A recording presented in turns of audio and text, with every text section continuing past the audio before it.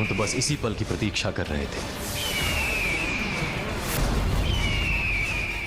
जय महाकाल।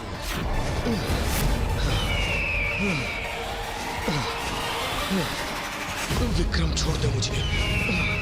विक्रम मुझे छोड़ दे। मुझे छोड़ दे विक्रम।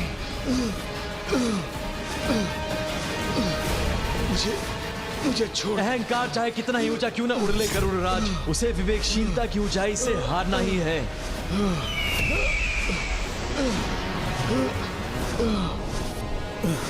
राजा विक्रमादित्य, छोड़ दो हमें, छोड़ दो।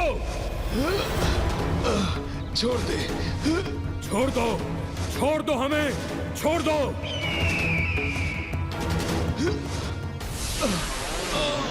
हमने तो पहले ही कहा था गरुड़राज कि हमारे लिए आप और नागवंशी समान ही है। आप दोनों में कोई भेद नहीं। आप हमारे शत्रु नहीं है गरुड़राज, किंतु आप हमसे युद्ध किए बिना हमारी बात सुनने के लिए तैयार ही नहीं थे।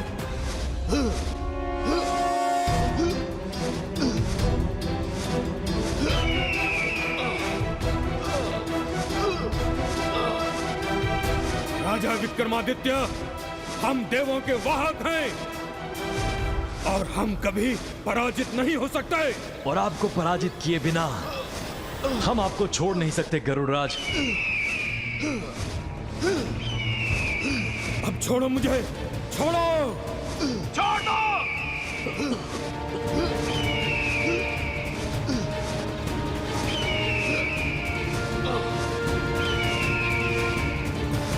राजा विक्रमादित्य, तुम जीते, मैं हारा, मैं हारा।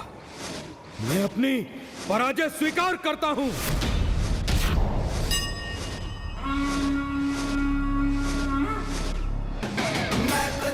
छोड़ो मुझे, छोड़ो। चलिए नीचे उतारिए हमें।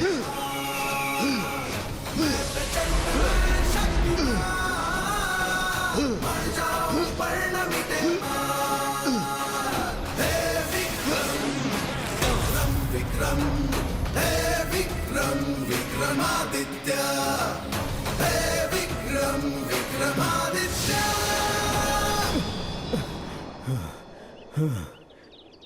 राजन, ये युद्ध में ना ही अपने कोई अहंकार के लिए लड़ रहा था और ना ही इसमें कोई मेरी हठ धर्मिता थी, बल्कि ये गरुड़ों के जीवन और मृत्यु का प्रश्न था। राजन, यही तो हम भी आपको समझाने का प्रयत्न कर रहे थे गरुड़राज, कि प्रश्न केवल गरुड़ वंशियों के भोजन का नहीं, बल्कि नाग वंशियों के अस्तित्व का भी है। किंतु कभी कभी एक राजा को अपना विवेकपूर्ण निर्णय मनवाने के लिए भी बल का प्रयोग करना पड़ता है।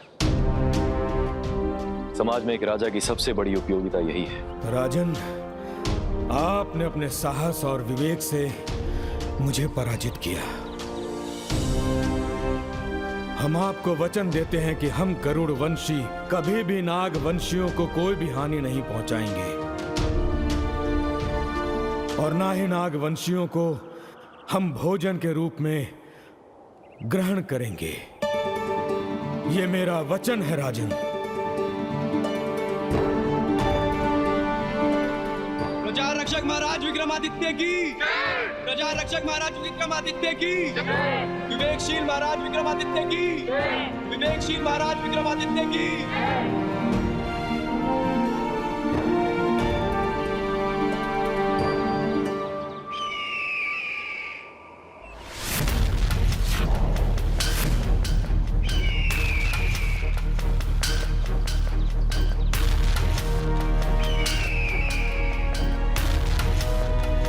हे गरुड़ वंशियों, मैं आपका विश्वास हार चुका हूं और अब हम नाग वंशियों का भोजन ग्रहण नहीं कर पाएंगे। किंतु गरुड़राज, तो हम जीवित कैसे रहेंगे? ये तो मैं नहीं जानता, किंतु आपके समक्ष मैं स्वयं को भोजन के रूप में प्रस्तुत करता हूं।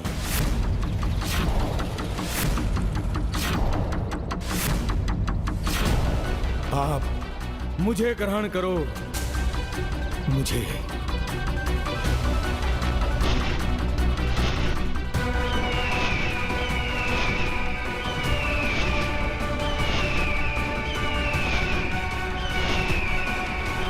ठहर जाओ।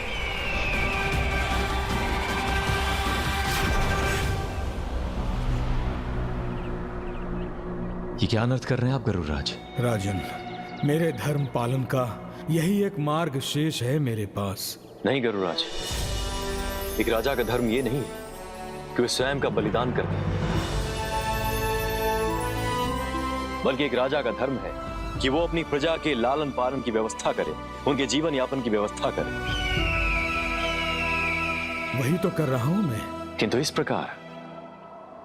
प्रकार आपको भोजन के रूप में स्वीकार करके गरुड़वंशी केवल एक दिन जीवित रह सकते हैं। उसके बाद वो क्या करेंगे?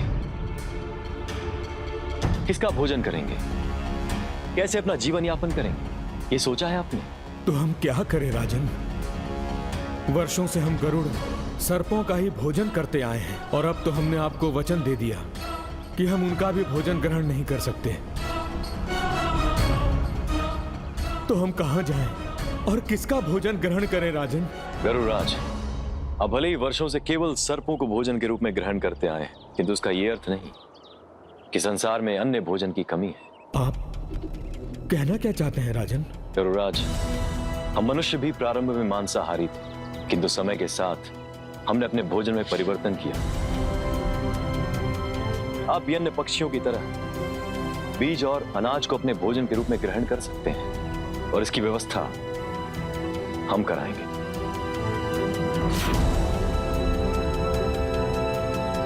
राजन, क्या यह संभव है कि हम गरुड़वंशी और नागवंशी एक ही स्थान पर एकत्रित होकर भोजन ग्रहण कर सकें? महाकाल की नगरी उज्जैनी है ये गरुड़राज, यहां कुछ भी असंभव नहीं है। विवेकशीलता के द्वारा एक दूसरे के विरोधी जीव भी आपस में प्रेम और सद्भाव के साथ जीवन व्यतीत कर सकते हैं।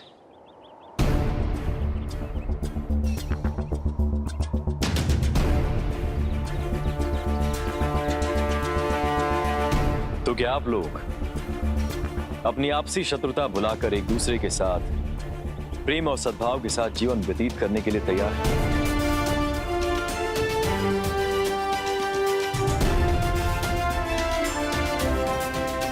विराट सिंह जी। जी सम्राट।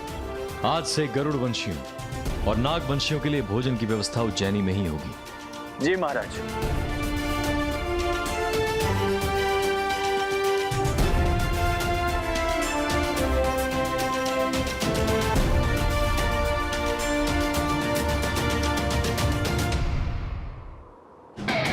प्रचंड मैं शक्तिमान, मर जाऊं पर न मिटे मान। मैं प्रचंड मैं शक्तिमान, मर जाऊं पर न मिटे मान। हे विक्रम विक्रम विक्रम, हे विक्रम विक्रमादित्य।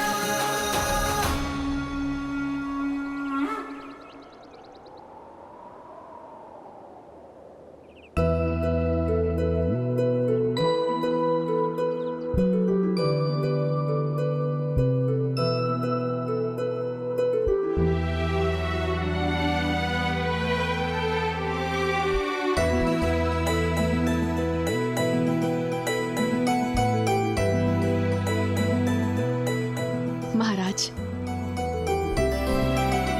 हम प्रेमवश में ये अवश्य सोचा करते थे, क्या ऐसा नहीं हो सकता कि सारे संसार में सभी जीव, सभी प्राणी अपनी अपनी शत्रुता को भुलाकर एक साथ शांति से सद्भाव से रहे। परंतु ये कभी नहीं सोचा था ये अद्भुत सी कल्पना एक दिन ऐसे सच हो जाएगी। ये सत्य है महाराज, आप महान हैं। नास्ति बुद्धिमंता शत्रु।